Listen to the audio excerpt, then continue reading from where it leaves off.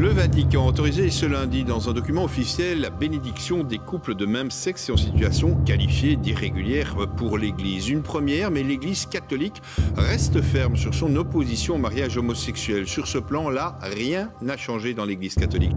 Le pape François a approuvé un document publié par le Vatican autorisant les prêtres à bénir les couples de même sexe. La bénédiction des couples homosexuels est désormais autorisée par l'Église. Cela fait maintenant quelques jours que nous avons appris que le pape a autorisé la bénédiction des couples gays dans l'Église catholique.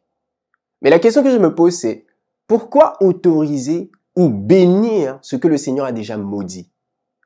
C'est ce que Ben Carson va nous expliquer.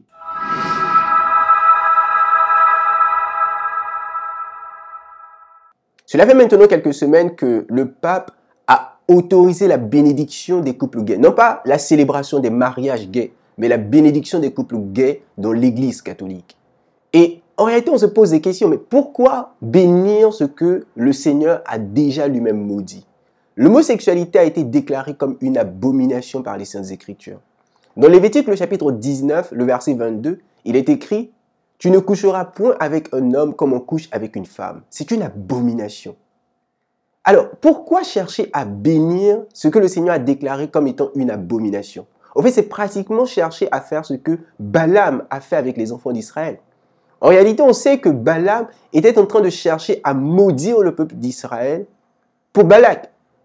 Mais cela ne marchait pas. Pourquoi? Parce que le Seigneur avait déjà béni Israël.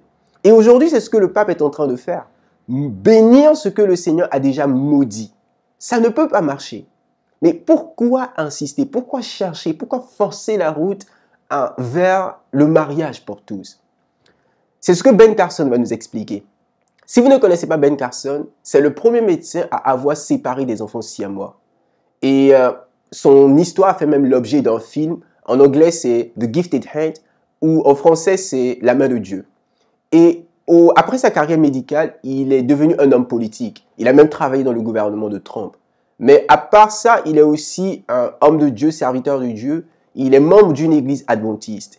Et lors de ses sermons, il était en train d'expliquer l'idéologie derrière le mariage pour tous. Pourquoi les gens insistent? Pourquoi la société aujourd'hui veut forcément implémenter cette affaire du mariage pour tous? Écoutez ce qu'il a à dire. Il semblerait qu'il y a une guerre contre la famille traditionnelle. Et ce qui est intéressant, c'est que si vous allez dans les archives du Congrès du 10 janvier 1963, vous pouvez lire dans les archives du Congrès ce qu'étaient les objectifs des communistes aux États-Unis d'Amérique.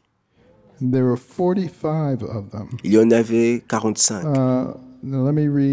Laissez-moi vous lire quelques-uns. Comme l'objectif numéro 17,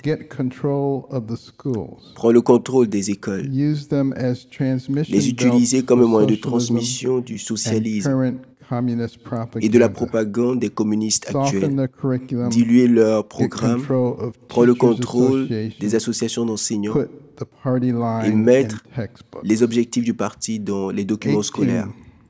18. Avoir le contrôle de toutes les revues d'étudiants.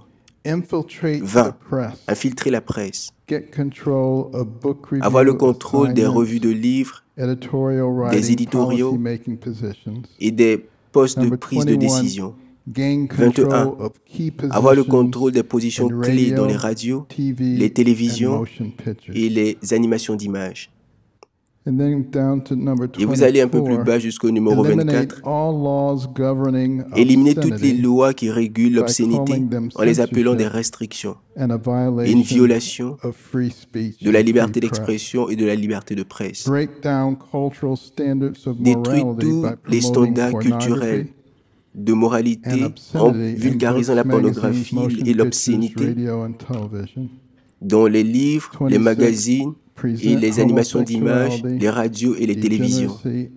Numéro 26, présenter la dégénération homosexuelle et la promiscuité comme quelque chose de normal, de naturel et bon pour la santé. Numéro 28, éliminer les prières et toute phase d'expression religieuse dans les écoles sur la base de la séparation des églises et du gouvernement. Les objectifs 40 et 41, discréditer la famille comme une institution, encourager la promiscuité et la facilité de divorcer, mettre l'accent sur le besoin d'éduquer les enfants loin de l'influence négative des parents et attribuer les préjudices tels que les blocages mentaux et les retards des enfants à l'influence suppressive des parents. N'est-il pas intéressant de voir que la plupart de ces choses sont ce que nous voyons dans notre société maintenant? Voyez-vous, des gens se sont assis et ont fixé comme objectif de pousser notre société dans la dépravation sexuelle, dans l'immoralité. Et on peut le voir pratiquement un peu partout. Aujourd'hui, c'est ce que nous vivons. L'immoralité sexuelle. J'ai même parlé de ça dans l'une de mes vidéos, disant qu'aujourd'hui nous vivons à Pornland, c'est-à-dire dans le pays de la pornographie, parce qu'on retrouve la pornographie et l'impureté sexuelle à toutes les échelons de notre société. Et on se rend compte que c'est ce que le diable est en train de faire. Et même dans une prochaine vidéo, je vais vous montrer comment est-ce que certains gouvernements comme les États-Unis sont en train de forcer ces idéologies ou ces pensées impures sur des gouvernements africains. Et c'est pour cela que la Bible nous enseigne de prier pour nos dirigeants. Mais on se rend compte que vraiment il y a un travail de fond. Le diable est en train de travailler. Et on se pose la question, mais pourquoi?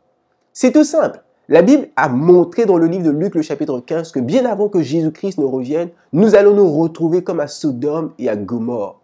Et le mariage est une barrière. Parce que le mariage est l'une des deux institutions que le Seigneur a établies à la création. Nous avons le sabbat dans Genèse chapitre 2, le verset 1er et le verset 3, jusqu'au verset 3. Mais nous avons aussi le mariage dans Genèse chapitre 2, à partir du verset 18 jusqu'à la fin du chapitre. On se rend compte que le diable est en train de lutter contre ces institutions sacrées. Et il veut détruire le mariage. S'il détruit le mariage, il a tout détruit. Pourquoi? Parce qu'aujourd'hui, si vous prêtez attention, la plupart des personnes qui refusent de se marier veulent le faire pour leur propre plaisir, pour pouvoir poursuivre leur carrière, pour pouvoir atteindre certains objectifs. Ils se sentent mieux tout seuls. Mais est-ce qu'en réalité, ils se sentent mieux tout seuls? Non. On se rend compte que dans les pays où les gens refusent de se marier, l'on commence à acheter ce qu'on appelle des jouets sexuels. Les hommes commencent à acheter des poupées sexuelles, ce genre de choses. Donc l'impureté, la dépravation est en train de battre son plein parce que les gens ne veulent pas se marier. Beaucoup même d'enfants de Dieu refusent de se marier. Et leur objectif, c'est de pouvoir mieux servir Dieu. Mais la question c'est, est-ce que vraiment cela nous permet de mieux servir Dieu? Parce qu'on se rend compte que bon nombre de personnes s'appuient sur 1 Corinthiens le chapitre 7. Ah non, on veut se garder pur, on veut servir Dieu, on veut s'engager dans la mission. Paul a mentionné cela. Pourquoi? Parce qu'il a dit qu'il y aura certaines épreuves. Mais ne savez-vous pas que si vous restez aussi seul, vous allez aussi rencontrer certaines épreuves? Regardez l'impureté sexuelle qui bat son plein un peu partout. Aujourd'hui, bon nombre de personnes sont tentées, sont éprouvées. Bien aimés, le diable est en train de travailler. Et nous devons être aux aguets. Il sait qu'il est dans les temps les derniers. Et il commence à être ingénieux. Ou je vais dire, il a toujours été ingénieux dans le mal. Nous cherchons à être ingénieux dans le bien.